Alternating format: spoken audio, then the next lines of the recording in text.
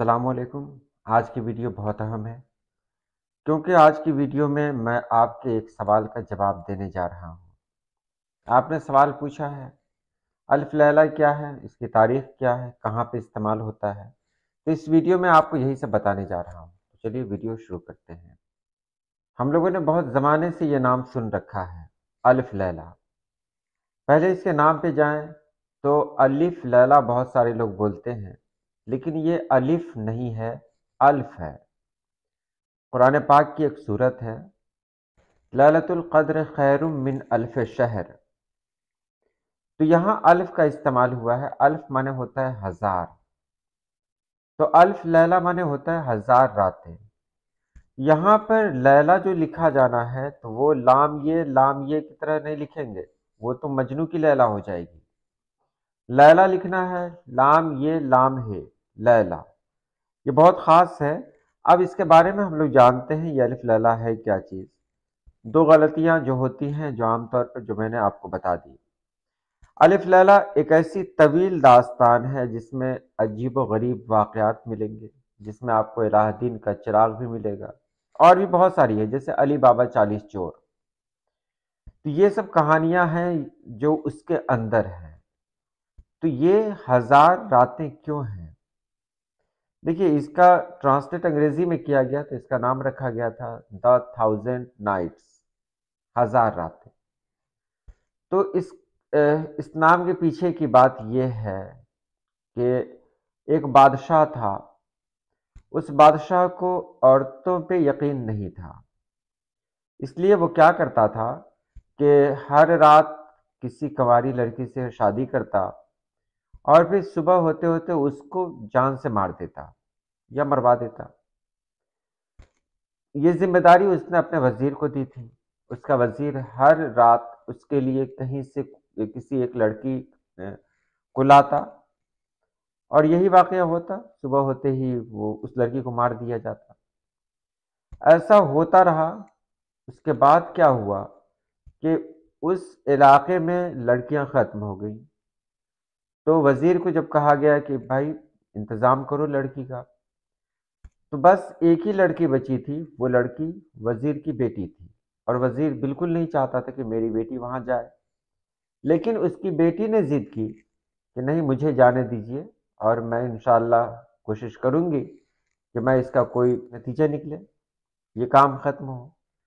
تو وزیر نے اجازت دے دی، وہ لڑکی گئی۔ جانے کے بعد وہ بادشاہ سے بولی کہ بادشاہ سلامت، میں آپ کو ایک کہانی سنانا چاہتی ہوں۔ بادشاہ کہانی کا شوقین تھا، بادشاہ نے کہا ٹھیک ہے سناؤ۔ تو یہ کہہ کر اس نے کیا کیا، کہانی شروع کر دی۔ یہ کہانی چلتی رہی، رات بھر وہ کہانی سناتی رہی، اور جب کہانی کا کیا کہتے ہیں کلائمیکس جو آتا ہے، یعنی سب سے دلچسپ جو موڑ آتا ہے اس میں، اس وقت صبح ہو گئی۔ اس لڑکی نے اسی طرح یعنی کہانیاں تیار کی ذہن میں کہ صبح ہو تو اس کا کلائمیکس بچے۔ تو اس نے بادشاہ سے کہا کہ صبح ہو گئی ہے، اب کہانی یہیں پہ ختم کرتے ہیں، باقی کہانی ہم کل سنائیں گے۔ بادشاہ تیار ہوا، یہی کام وہ لڑکی کرتی رہی، تو 1001 راتوں تک اس نے یہی کام کیا۔ اس کہانی میں بادشاہ کو اتنی دلچسپی ہو گئی کہ وہ کہانی سننے کی غرض سے اس کو زندہ چھوڑے رہا، اور اس طرح جب وہ آخر تک پہنچی تو بادشاہ نے اس کو معاف بھی کر دیا۔ اس کے بعد یہ سسٹم ہی ختم ہو گیا، یہ طریقہ، یہ رواج ہی ختم ہو گیا۔ ان سبھی کہانیوں کو ایک ساتھ جمع کیا گیا ہے تو نام پڑا ہے اس کا الف لیلہ۔ اب یہاں دیکھیں کہ اس میں جو نام ہے میں نے پہلے ہی کہہ دیا، یہ الف نہیں ہے، الف لیلہ ہے،